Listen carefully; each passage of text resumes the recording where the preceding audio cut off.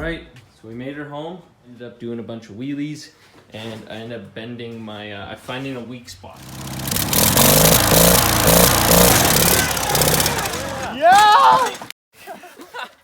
So that center pivoting point, it ended up bending, and you can see how much play I have now. So I'm gonna be fixing that. I did want to say, I did not able to get that V-twin in like you guys saw, but I got the 19.5. I am actually going to be running that for a while here, or until it gets shitty or stops running. I'm going to get a new carb for it, but I do like that, and because the V-twin is such a big motor, like lengthwise compared to my Opie, it's just going to be, it is what it is.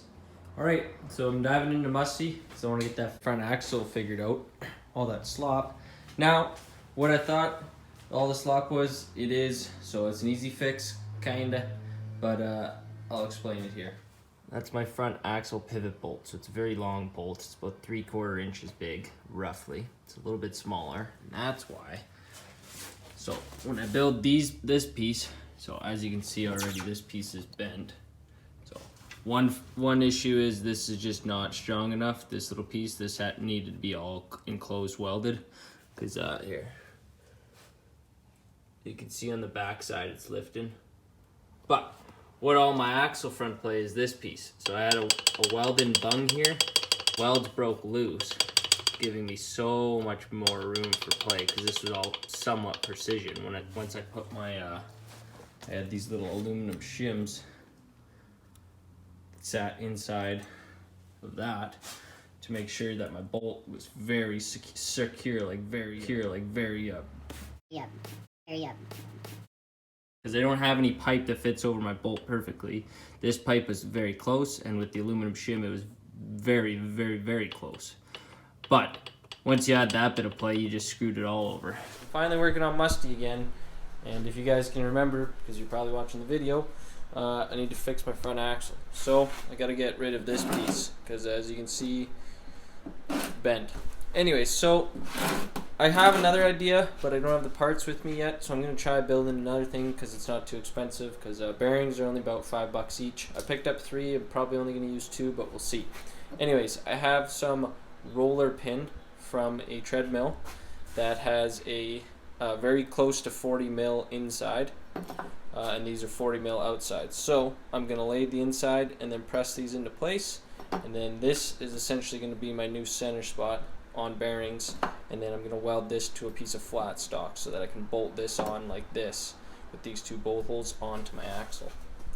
So I'm going to get that all laid up, and then we'll show you what it looks like inside. Alright, so we got some parts made up.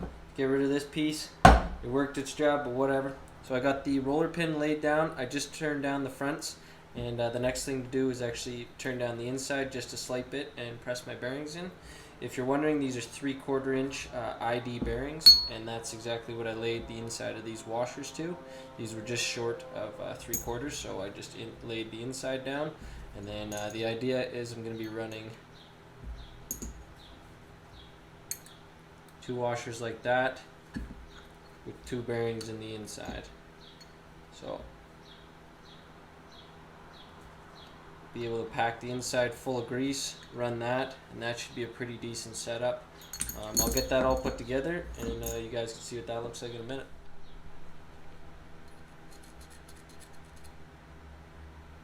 So both sides laid down. Definitely feels cool to lay down the inside to press bearings. It's something I never really get to do, so it's cool to be able to do it. Let's do it. Check that out. Damn.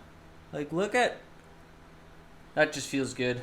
I've always wanted to make one of these, even though like not for the mower. I just love the idea of laying down something and pressing a bearing in and having it a solid fit. And honestly, I'm just really happy right now. This is an awesome little piece. I can now get that on there, and then build this onto a flat piece so that it will sit like that. Let's frickin' do this. I love this shit. Let's go. How you doing? Not too bad. Honestly, pretty happy now. So, like I showed you guys, all those pieces can come together into that. Ain't the prettiest of things, but it's nice and solid in comparison to this. Thicker metal as well, and then just built better. And we got bearings that are greasable. So we're going to paint that and then install it onto the front axle again. The nice part about this, as I said before, is it can be remade multiple times until I find the best solution, because it's just 2 bolts. And the other nice part is it's adjustable, because I can just plate it underneath and stack it up and gain more flex. So it's a really good system, but let's see how well it works over time, because that's the big one. Right, so there it is. Ah! In case you wondered what that was my back. Frick.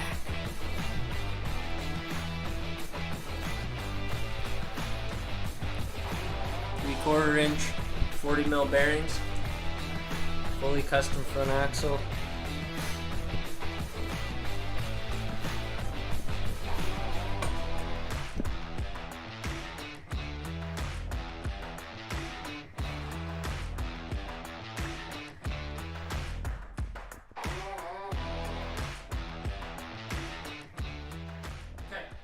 So, front axle's in, no play yet.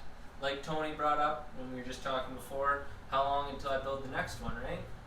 Well, we'll see. It's kind of a trial and error. We're trying to find out the best builds, or the best parts for the builds, so we can go out and enjoy them for longer periods of time before breaking them. So far, this is the best I've had yet. As you can see, I have very fast steering because of my ratio in the gears, but I got plenty of angle. And like here, grabbing on the front axle, nothing. Usually it's got back and forth play, but I got nothing now. So next thing to do is fix up a couple little tiny things, and me and Tony can go romping because we got some mowers again. Absolutely.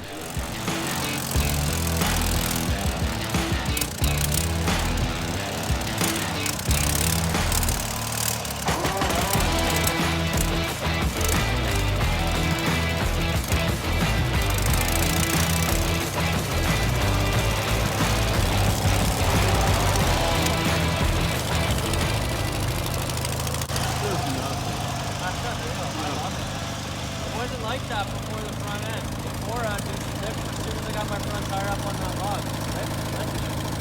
Nice to have that.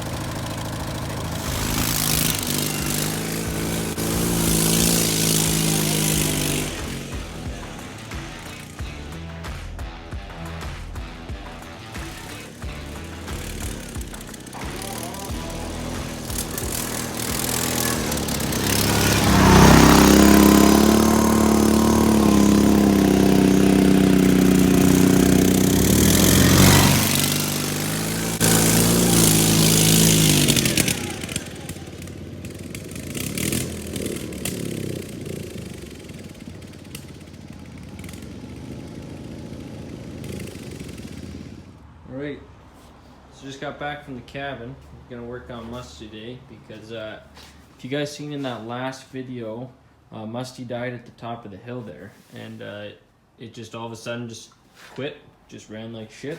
Would only run with the choke on, and it wouldn't even run that good with the choke on. So this carb, I'm just like, I can't tune it, there's no adjustments to it. So I went up to the cabin, picked up my other carb here, and it's got some adjustment screws on it, so that should help. I'm gonna give that a clean first and then put it on, and then I believe I'm actually gonna try double stacking the spacers here for the intake. We'll see. All right, so the carb's pulled off here.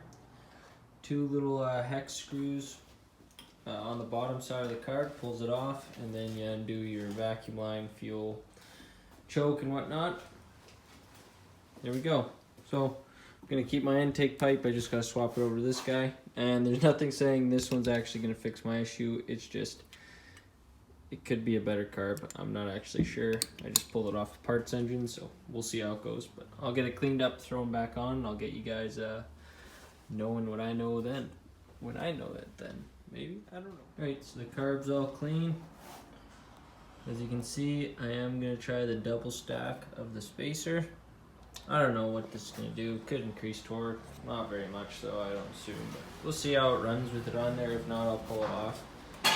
But it's nothing crazy. I just wanted to try because I had one and why not? Alright, so I doubled up on the carb spacers like you saw. I had to extend my throttle linkage and everything went back on. I just fired up. Everything's running unreal. Way better than my other carb. So that's with no intake. So I am going to put my intake on and see if that changes up. But I'll fire it up for you guys here just to show you that with the 2 spacers I'm not having any issues. It's honestly got really good throttle response right now compared to what my other carb was.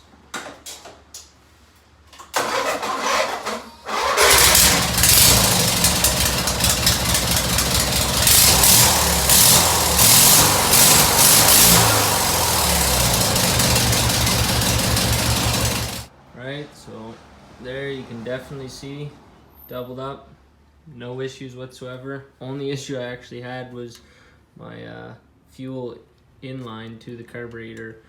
It was in my light cover there, so I had to take my little Dremel and notch out a little hole there, as you can see, and then it all tucks in nicely. So now I'm going to put my intake on and see if that is my issue, if why she's not running well, or if it was just that other carb. Either way, I'm real happy. Okay, so we just ran it with the intake on, it ran fine. Now I just put the filter on just because I'm running through each individual step just to make sure not one thing or multiple things are causing my issue. So far everything's going good though.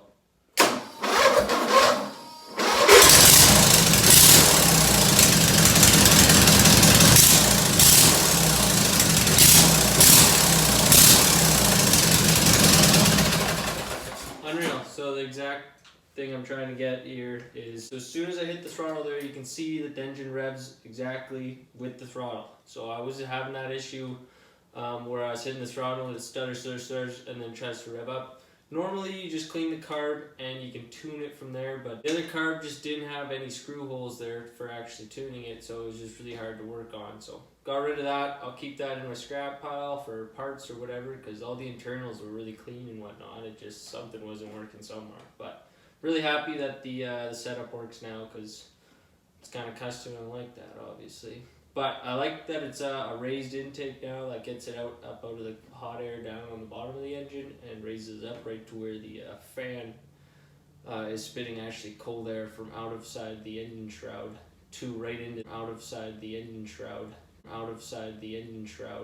As the engine spins, it has a fan on top and then it shoots it out around the engine to cool it, but it also has little holes here and there and underneath the valve, or underneath the cover here, and my intake's right on that pickup, so it's kind of like cold air intake.